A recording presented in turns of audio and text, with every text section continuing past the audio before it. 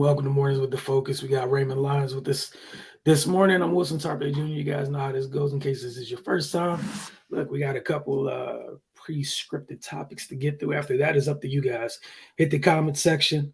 It's really simple. Hit the comment section, type, let us know where you guys want the conversation to go. Chime in. Got a couple folks that do a great job of that each and every morning. And we appreciate those folks for joining them. Look, you tell Ray and I when you agree, disagree. If you guys want to talk about something else, again, you have the power to do just that. All right, Ray, we're starting with the NBA Finals. We got this whole system figured out. After the games, let's talk about the games with Cardell. Following morning, we talk about the games with you. So, your take on last night. Well, first off, I'm going to go ahead and just set the table a little bit, and then you go ahead and give us your take. Warriors responded from the game one loss with a convincing game two victory last night, 107-88. They had one of those patented third quarter runs, just like they did in the first game, only this time it ended the game instead of just creating a double-digit lead. A 25-2 run in the third. For the quarter, ended up being 35-14. Started with their defense. They forced 18 turnovers on the night. Many of them were of the live ball variety. Steph led the way with 29 points, six boards, 4 assists, and 3 steals. Jordan Poole got going. He added 17 off the bench. 4 of their starting 5 finished in double figures. Draymond responded from a poor game one in a way that only Draymond could. Some adjustments were clearly made from a personnel standpoint by Golden State. Gary Payton II was huge in this game. He made his finals debut. The last time we saw him was when, he was taken out the air via Dillon Brooks in the Memphis series.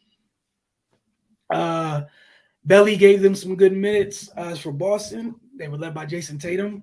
He bounced back from his poor shooting, poor offensive outing in game one with 28 points, 6 rebounds, and 3 assists. Jaylen Brown added 17 points, 6 rebounds, and 3 assists. Derek White was the third and final player for Boston to reach double figures with 12 points. When you remember, there's quite a few of them that scored in double figures in game one. So with all that's happened, regardless of the margin of victory, it's 1-1. Technically, Boston came and did what they aimed to do, which was to steal home court. So the series is going to shift back to Boston. But your thoughts on last night's game? Yeah, it's just always fun to see the huge pendulum swings after every game. Like it's 1-1 at the end of the day. And Boston, like you said, they did what they had to do and got one on the road. So I mean, this thing is far from over, people. Let's not get ahead of ourselves. But in regards to last night, yeah, they as we expected, Golden State was going to make some adjustments. Having Gary Payton second back made a difference. He contributed hugely. We knew he was going to add something on the defensive end. Poole was able to get going offensively. It's odd that Looney only played 21 minutes last night, but they were still able to be effective rebounding the basketball and with their interior defense. So that's a good sign for them. But if they're gonna play Jordan Poole and Bielisa for extended minutes, Boston's got to find a way to make them pay for that. And they just weren't able to last night. Jason Tatum, he had it going early. And Jaylen Brown did as well, but both of their shooting kind of tempered off as the game went on. But the Warriors, they were a lot more disciplined on defense. Game one, they gave up a ton of open threes, whether it be overcommitting or miscommunication. But last night they were really solid, and the quality of Boston looks diminished in comparison to game one, and that made a huge difference because the Warriors had a big third quarter run, 35-14 in that period, but they weren't quite done at that point. But they played enough defense to finish it off, and anytime the Celtics tried to make another push, they just pushed the lead back. It got close to 30 at certain points. So yeah, they were able to finish this one off. They went heavy high pick and roll to get Steph going, so that once he starts doing Steph things, then no matter what type of team you are, being out there and being in front of it is going to rattle you a little bit because I mean some of those shots are just backbreaking.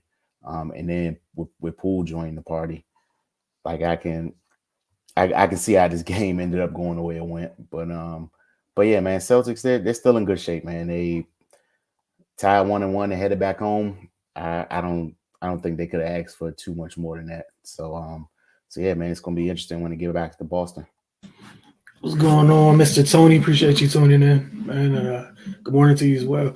Yeah, man. Last night was just one of those things where you saw felt like in game one, Golden State just they were like over helping for no reason defensively, Mm-hmm. giving up threes. Like they were over helping as if they are incapable of playing defense or like they didn't trust each other defensively or something in game one. This game's clearly different. I think I saw the last night with Cardell. I just felt like Gary Payton II being available was huge last night because one, you know, there's guys that are kind of annoying on defense, and there's like grade A irritants. He's a grade A irritant. All right. And because he, most of this season, we saw like when they came in with that second group, he was always paired with Jordan, where it's kind of a nice mix where you got one guy who leads with his defense and another guy. We know what Jordan's out here to do. All right. We all know what Poole is out here trying to get a bucket.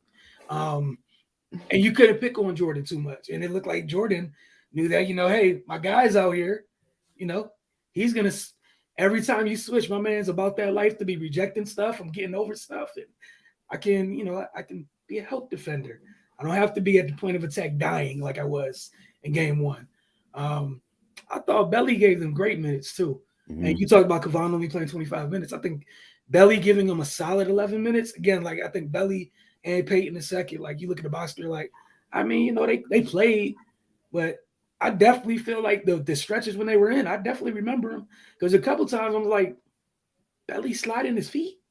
That's him on Tatum one-on-one, and they got it. Like, not only did they get away with it, but like it was solid defense. We saw him a couple times in stretches in the Dallas series. He started getting minutes, and because of he's essentially just a big guard, right?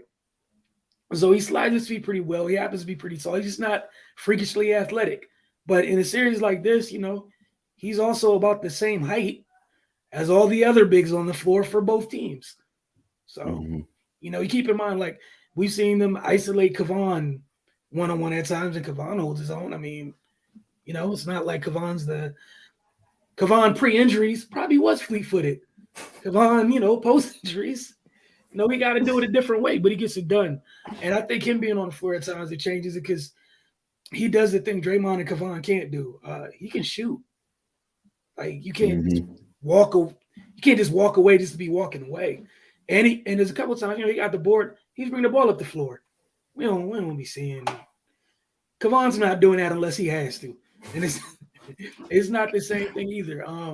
Thought Otto was solid. But yeah, I just thought it was their defense. Their defense really got things going. And I think, like, what's it called? Jaylen Brown got off to a hot start.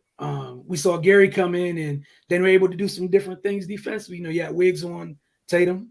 For the most part, you're able to throw Draymond at Jaylen at times. You got Gary on Jaylen at times. And then I thought their ball pressure was just better. Feel like Boston's perimeter players in the first game, they didn't feel Golden State at all. This game, you felt them, and we saw, the other side of Boston, what we talk about with both teams.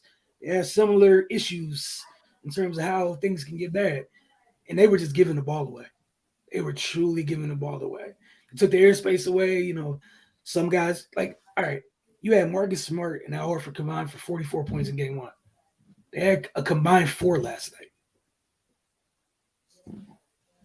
It's not going to get it done, man. Man, so, like, that's the question as we shift back to Boston. Which of these things that we've seen in these 2 games is sustainable for these teams? Yeah, I mean, I think in regards to that, game 1 and game 2 were just polar opposites. So, I don't think we see either one of those things happen again. Like, Smart and Horford aren't going to be that impactful offensively as they were in game 1. And they're not going to be as futile offensively as they were in game 2. I just don't see a repeat of that for the rest of the series. I think we're going to get closer to somewhere in the middle. But yeah, it was night and day the way they were defended. And yeah, man, it threw Boston off. Like, game one, when the threes were falling, they were catching and shooting without hesitation. Game two, we saw a lot of thinking about it, and then Mhm. a guy will catch it and pump fake and try to drive, and then they're like, one thing Golden State is going to do, they're going to have active hands and they're going to swarm. So Boston trying to get in the paint and throw these little pocket passes and whatnot, and just getting the ball stolen. Like, that's not going to fly, man. They got to be better about that. Yeah, I think Ime talked about after the game, they just have to be stronger with the ball. Like that's the thing. Once you make a decision to drive and go to state, you have to stick with it. There's no bailing out, second guessing, aborting mission. Because once you do, they're not trying to let that ball get back out. Like they work as hard as they can. Once you're down there, you're there now, buddy. You finish over all of us or you don't. There's no going back. And we saw that a lot last night where sometimes, they were able to get a foul. Other times, like I think Tatum got to adjust too, because if it wasn't for the three ball last night, offensively would have looked even worse than it did for him last night. And because you look at the box score, like, oh yeah, 28, he had things going. I mean, he hit 6 threes. 6 of his 8 made shots were threes. He was 6 of 9 from 3 and 8 of 19 from the floor total. So you take a step back. I think he's shooting 30% from like inside the arc this series. Like it's that's not cool. But again, it's only 2 games. We'll see how things switch. One thing I'm interested in, or I think this is going to be a big part of the series, is the health of Robert Williams. Mm-hmm. When he's in there, we saw Golden State get into the paint, and that ball went everywhere except in the basket. When he was off the floor, they got in the paint, and unlike Boston, they finished in the paint quite a bit when Rob wasn't in there. So that's something else they got to figure out. Gonna get to Anthony Tony, some of the things he had. He was like, the Warriors have tough decisions, pick Wiggins or Poole. So yeah, the Warriors aren't one of those franchises that act poor. They'll just pay them. Old boy already made that clear. Yeah, like they don't act poor. He's not one of these other poverty. They're not one of those other poverty franchises where the owner got money and be like, I'm not paying the luxury tax. Like, nah, they'll just pay it. Dude likes winning. It's weird. Like, Lacob is a refreshing owner, honestly. Whether you hate the Warriors, like the Warriors, what you can't say is he's out here like, you know what, just get rid of integral pieces of my team because I just refuse to pay him. Meanwhile, he's just like, would it go up? All right. That's it. That's it. Like, nah, man. I'm not worried about that in the least bit. He'll pay that happily. They're printing money this playoff run. Yeah. Someone was saying like they made $100 million prior to the finals in just home games. And they didn't play that many home games because the series didn't last too long. Yeah, they're just making that in preparation for this. Like, they'll be okay. That's I wouldn't even. I don't. So yeah, when you're like, who would you choose? I think their choice is both as usual. It's Golden State. It's both. Washington is yearning for players like OPJ and GP Jr. Now go figure. 2 totally different organizations. Yeah. So I would just leave that alone. Yeah, it's a reason why they're flourishing there as opposed to where they were prior. I mean, I think Washington is on a different trajectory at the moment, and they got to figure out their own stuff for the moment, and I hope that they do. I'm sure you guys do as well. Al Horford was healthy and only scored 2 points. He was scared to back down, claim the paint. Hey, look, man, that's something Boston got to figure out. Al said, Al was pretty much like he vows to be better going forward about scoring in the paint. And I mean, that's cool and all. But I would also say one of those things where, he just had a birthday. He's another one of those guys that's up there a little bit of age. And I think what's going to hurt Al in this series, like, and that, again, going back to Robert Williams, they have them folks so spaced out. We've seen Al spend a lot of times guarding people on the three-point line. Mm-hmm. You can't even, like, I don't even know where your legs are, chasing folks off screens and things of that nature to get back in the paint and handle your business. And Al's a beast, but even in game one, like a lot of Al's damage was done beyond the yard. So, that's obviously they would love for them to score more in the paint, but we'll see how that goes. Because for stretches like down there, Loon's been fine dealing with them too down there. Yeah. Like shockingly, just throwing it out there. This is not knocking anyone, just I mean, obviously the difference with Rob Williams is he goes up that way. And Loon doesn't go that way, and neither does Al.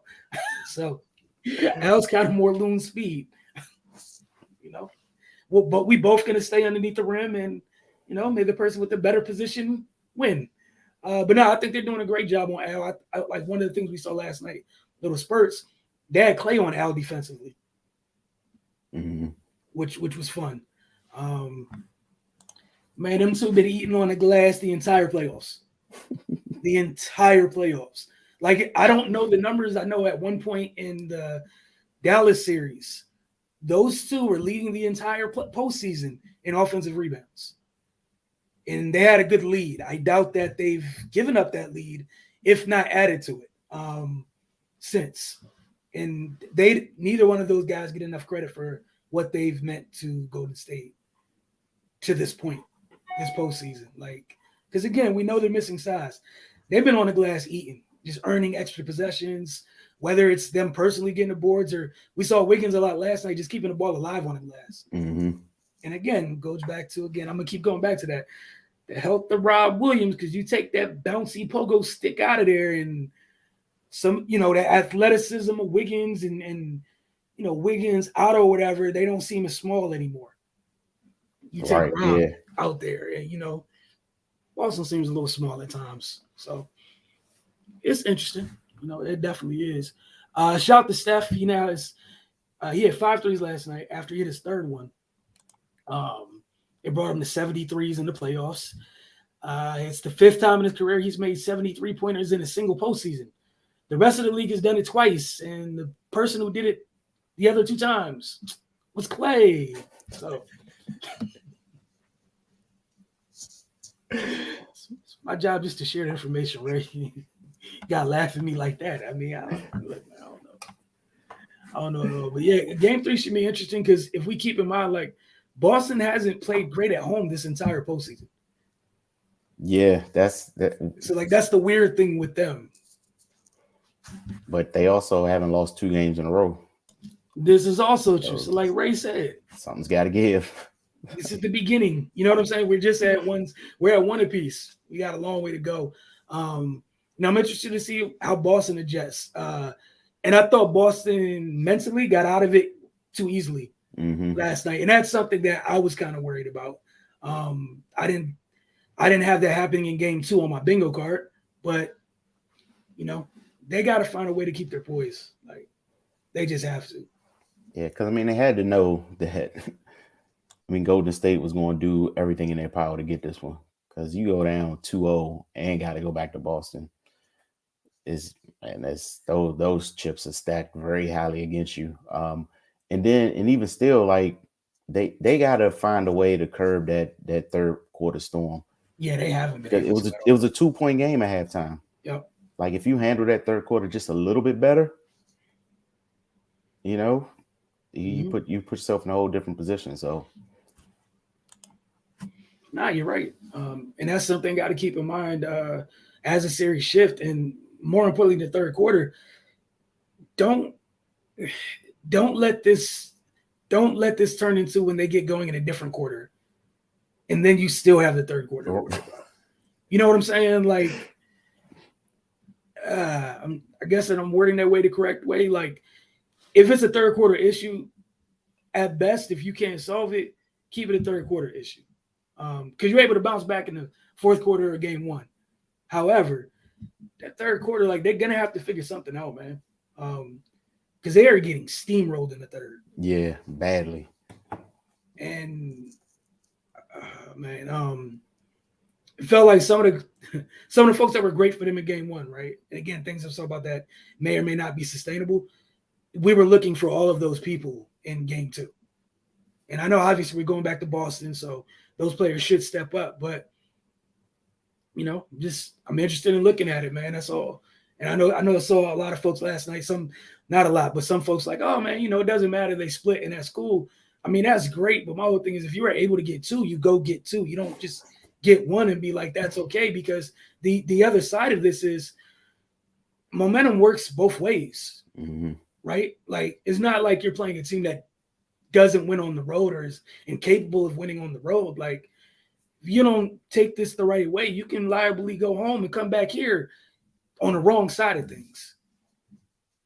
So I suggest, they make sure they're back on game 3. So you do in fact take advantage of the fact that you stole home court, because otherwise it's going to be for naught if you come out of game 3 and you give it right back to them. Right. And we know Golden State's one of those teams where, they say, well, oh yeah, we're just going to try to get greedy. Not like they mean it. If they can get 2, boys go try to get 2. So we'll see where this goes, man. You got any other thoughts you want to share thus far? Like you said, there's a whole lot of folks going that all the way that way and all the way that way per game, per quarter, per minute. No one's staying, just keeping the car in the middle of the road or in the lane and just going straight. No one wants to do that at all. Man, yeah, they gotta cut down on the turnovers and clean up the offensive rebounds. I mean, what's interesting is both the teams made 15 threes. Golden State only made 1 more free throw, but they got 9 more shots, 6 more shots. I'm sorry, and made 9 more. So don't give them the ball so much to give them extra shots, and what type of shape are you in at that point? So I mean, it's like we said, man, the margin of error is not very large for Boston, for either team really. But yeah, that just goes to show you how some little things can lead to catastrophe, Yeah, and it's literally gonna come down to which team manages those little things better over the course of the series. And again, like, it's only 2 games. There's no reason to go crazy, but I don't feel too comfortable in Boston because you got through these 2 games, and I don't know what we don't know where Clay's been at, but he's been getting open looks. You know what I'm saying? That's at some point, that dude's going to be him. And what did he shoot last night? Like 4 for 75, it felt like. 4 for 19, 1 of 8 from 3. If just off the top of your head, how many of them threes do you remember being like horrible shots for him? Not many. You know what I'm saying? So like that's my concern. I think the other thing last night we saw a little bit was Jordan's confidence, or like Jordan get his legs on this level, on this stage rather, which was concerning because it's like in game 1, one of the things that helped was your role players are able to win that battle of Jordan's minutes. And last night, one of the things I liked about Jordan was I think he went to the a couple of times, got a shot glassed. Was like, all right, now I'm gonna start driving the play make. And then he started hitting shots, and we saw the crazy deep shot he hit that, trying to officially become a member of that fraternity of Splash Brothers. But yeah, I thought he started to get going a little bit. So yeah, if I'm Boston, it's like you said, you got to take care of the little things. You have to. But there's also some things that kind of be ignored, but we'll see what happens. Justin said Poole may be a version of Jordan Clarkson in a good situation.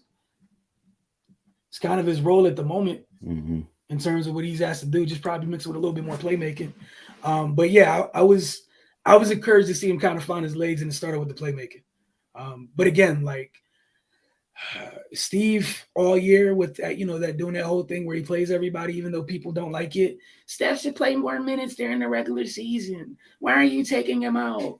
And you get to game 2 of the finals, and the guys that you were putting on the court throughout the course of the season step in and change the game for you.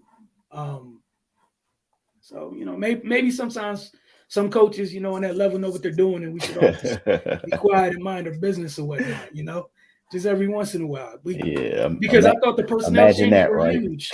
Right. Like the personnel changes were huge last night.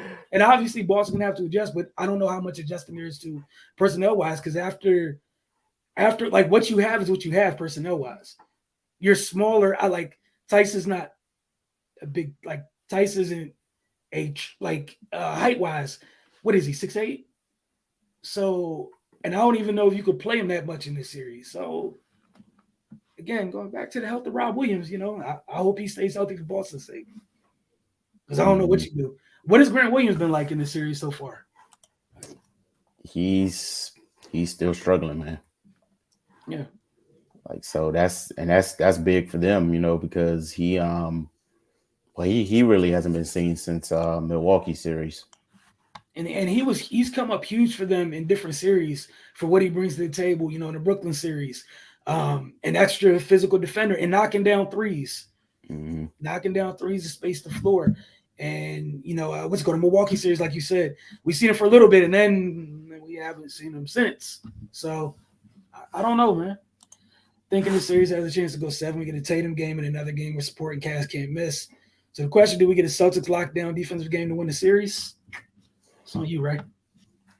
Yeah, that's the thing. That's been their calling card, the whole playoffs. So they got to find a way to manage that. If they can't be as impactful defensively this series than they have been in the other ones, then the odds may not be in their favor. Because that's what's been the separator. They'll have a game or two where they just completely handcuff the opposing team. They haven't been able to figure Golden State out to that extent yet. Yeah,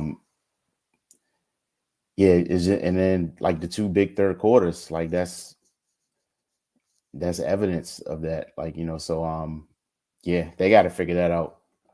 I think they got to manage those third quarters much better because that can't just be the norm. All right, no matter what it's looking like at halftime, they come out and have an explosive third quarter, and then we try to pick up the pieces afterwards. Like that's just not going to work, because if you're going to play that way, then you're going to need to have the game 1 fourth quarter, which the likelihood of that happening again is very slim. And that also means that Golden State has to self-destruct every fourth quarter Exactly. in the same fashion. Because let's not act like what happened at the fourth quarter game 1 was regular, especially with all the threes falling. Like the defense, sure, give Boston that outstanding defensively, but bro, they shot like 9 of 11 from deep, and it wasn't their horses knocking down those shots. If it was Jalen and Jason, I'd be like, all right, cool. Like those dudes get hot. It makes sense. It is what it is. It was everybody but those two in game 1 that went nuts in the fourth quarter. We're like, oh my God, Pritchard can't miss. Like Derek White, pump fakes, contested, bucket. Like it was that type of stuff happening. Meanwhile, in game 2, they took away the space from some of them guys, and they were over there like, Jalen and Jason and Jalen might need some help. They were looking for help. So I don't know, man. I think we've seen Boston play great defense in stretches. I don't said I'm gonna stick to where I was before it. I don't know if they can corral this like how they've done other teams' offenses. Yeah. Because it's just not the same. And I like Golden State's adjustment, like Ray, you talked about earlier. When they went with the high screen, like I don't know what you do. You gonna come off shooters? And then with who it is, the ball handler, if you don't step up enough, he'll hit it. You step up too much, he'll go by. And that starts a whole nother chain reaction of him driving, hitting the corner, 2 more swings, he might get it back. You know what I'm saying? So it's they're both defenses presented with different challenges thus far. And I think Boston's been very good in stretches. But like Ray said, those 2 third quarters, Golden State was dumb in those stretches. Like, and it was like the slow walk away from them too. So I don't know, man. It'll be fun. That's all I got.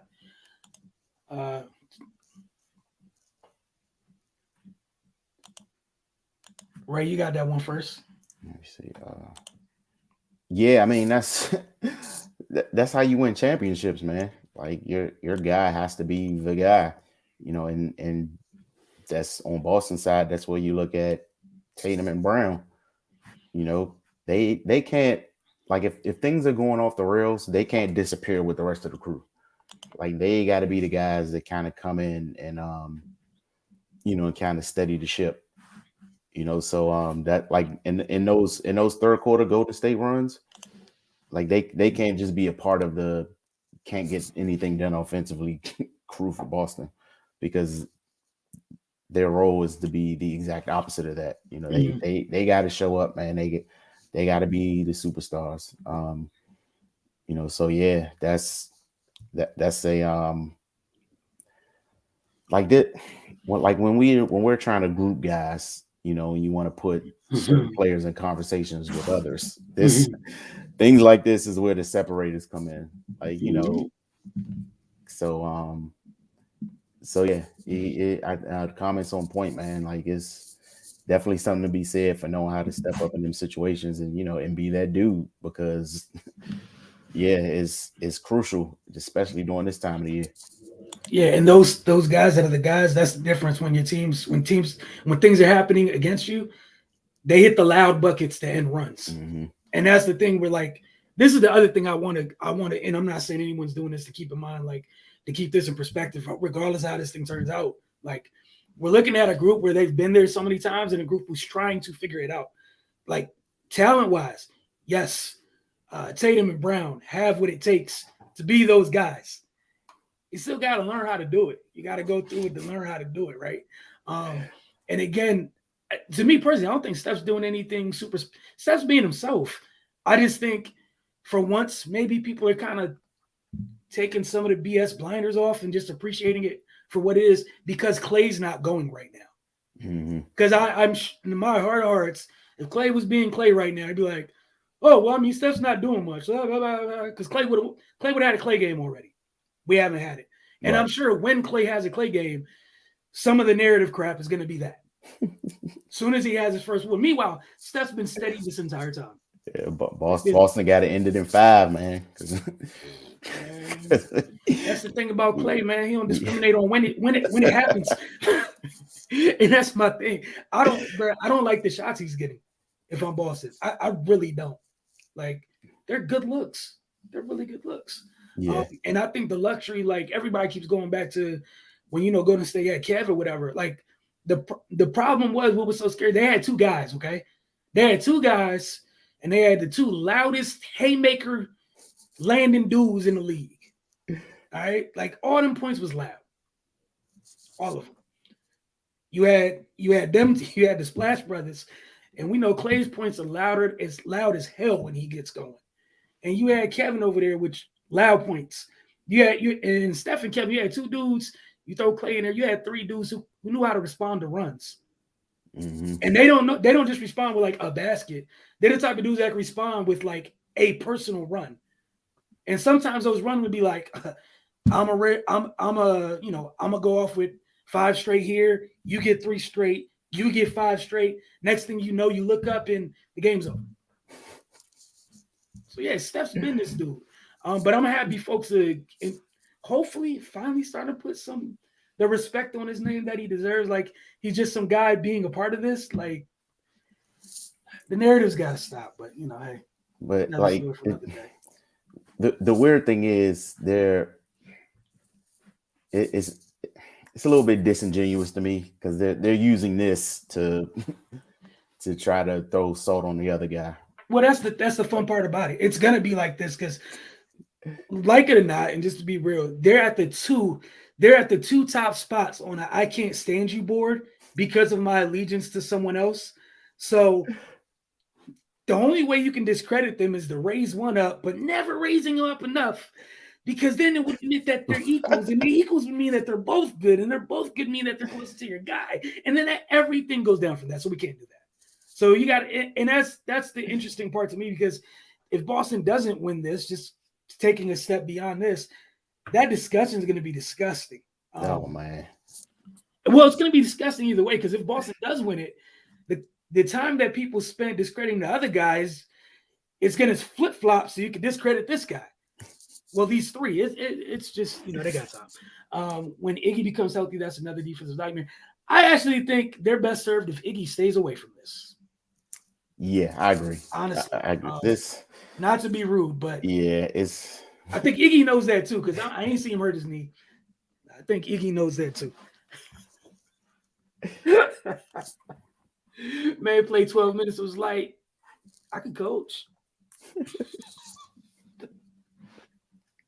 Because you essentially replaced the Iggy minutes with Gary's minutes, and it was a difference. All right, it was a little bit of a difference. Love Iggy to death, but it was almost unfair to expect him after not playing for like I don't know what felt like all year to step in, or he didn't play all postseason really. To step in the finals and be himself again at his age, like it's like dude's my age, man. It's talk about some go guard Jaylen Brown. No. No. Nah, not gonna happen. How about you come help them guard Jaylen Brown? Tell them what they need to know. Help them out. Tell them what you see. But yeah, and again, I think if Gary's healthy the rest of the series, I think that changes the math on that end for Golden State quite a bit when he's on the floor. Because that's one less person to hunt, and him and Wiggins do a great job of just rejecting screens. They just don't want to be screened, like at all. At all. Throwing people off them so they stay on their man. Danny Ainge is punching the air for building this Boston court just to leave them for dismantling the Jazz. Boy, you got time today. Okay. I'm gonna lead the Jazz and mind my business. I'm gonna mind my business and leave them alone for a little bit. But we appreciate you, Anthony. If he goes over there and does that, man, you're gonna get credit. We're gonna remember this. I got you. You won't even have to bring it up. But Ray, if you have nothing else, we get out of here and then be back tomorrow morning. I think Justin will be on tomorrow morning and talk some NFL or whatnot in between games. But yeah, man, it's only 1-1. Regardless of what you hear today, it's 1-1. Just keep that in mind. Regardless of all the BS legacy talk and all that, it's 1-1. Just like if Boston loses, it's not the end of the world, y'all. That's a young team. It's impressive that they got here. Sometimes you go through things. If Golden State loses, I hate to tell you, they'll still be around. Okay, it's not the end of everything, regardless of what everybody wants to say right now. And lastly, I will leave this: that business relationship they had from 17 to 19, or what was it, 17 to 19?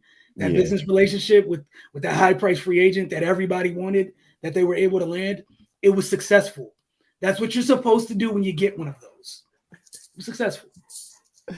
I don't care what y'all want to say, how y'all want to place it and put it, and it was successful. And I believe some folks hit 73s in those postseasons too. Let it go. I gotta let it go. If I hear one more KD question in this series, I don't understand why we're asking them. Boston and Golden State. Please leave it alone, man. Just leave it alone. It's documented. It happened. Let it go. Just please. Yeah, it's time, man. It's been 3 years. It's time. And the worst part, it's not even them. Like, y'all gotta let it. Why are y'all mad? Like, that's what I don't get. It's not like they broke up and they've been firing shots back and forth. Like, y'all can't have it both ways. A group of y'all was mad that they got together. Now y'all still mad after you broke them up. Didn't you get what you wanted? Nobody knows what they want anymore. Yeah, you're right. You're right. All right, y'all. Y'all have a good day. We'll see y'all tomorrow.